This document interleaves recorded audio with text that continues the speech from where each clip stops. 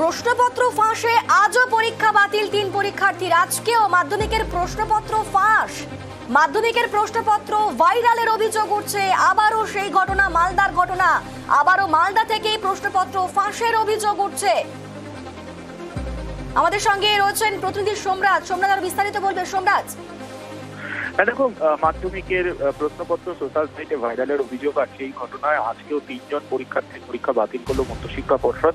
মূলত মালদা জেলারই 3 পরীক্ষার্থীর পরীক্ষা বাতিল করা হয়েছে এবং যেটা জানা যাচ্ছে যে এই 3 পরীক্ষার্থী তারা প্রশ্নপত্রে যে কোড ব্যবহার করা হয়েছে সেই কোডটিকে রীতিমতো ব্লার করার চেষ্টা করেন। ব্লার করলেও পর্ষদের যে সিকিউরিটি ফিচার্স আছে তার মাধ্যমে পর্ষদ চিহ্নিত করে ফেলে ওই 3 পরীক্ষার্থীকে। ওই 3 পরীক্ষার্থীর পরীক্ষা বাতিল করার সিদ্ধান্ত নেয় পর্ষদ। এই নিয়ে মোট 17 জন পরীক্ষার্থীর পরীক্ষা বাতিল করলো মধ্যশিক্ষা পর্ষদ, প্রশ্নপত্রের ছবি তুলে সোশ্যাল সাইটে ভাইরাল করার ঘটনায়। বেশ,